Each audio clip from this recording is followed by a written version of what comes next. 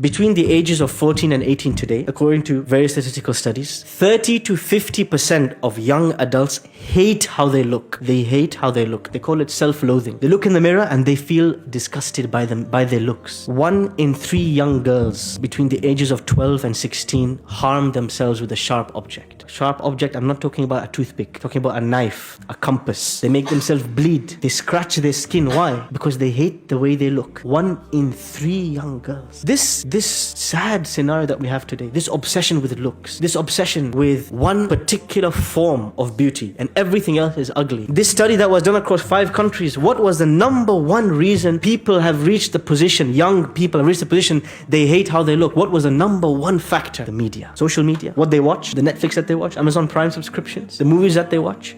They constantly exposed to images of so-called perfect, of men and women in a specific shape, in a specific form of beauty, and they are exposed to it again and again and again until they don't know anything else but this. When they look at themselves in the mirror, they don't recognize it. How does this relate to the names of Allah? The Prophet ﷺ is talking to somebody about arrogance. One of his companions says, Ya Rasulullah, a person likes to beautify their clothes and beautify how they dress and how they smell and how they look. Is this arrogance? Is this pride? The Prophet ﷺ said, La inna Allah jamilun yuhibbul jamal. Allah, one of his names is Al-Jamil, the ultimate beauty, and he loves beauty. And part of that means everything Allah created has beauty in it. Everything Allah created has beauty in it. But it is upon us to appreciate the beauty. And the moment we start looking at ourselves in the mirror and feeling disgusted, we are actually insulting Allah subhanahu wa ta'ala. We have started now to reach the position where Allah is Al-Quddus, the perfect, but no, we want perfection in everything that we see. We want perfection in ourselves. And that is not asked from anybody. Part of understanding Allah's name Al-Quddus means embrace the imperfect.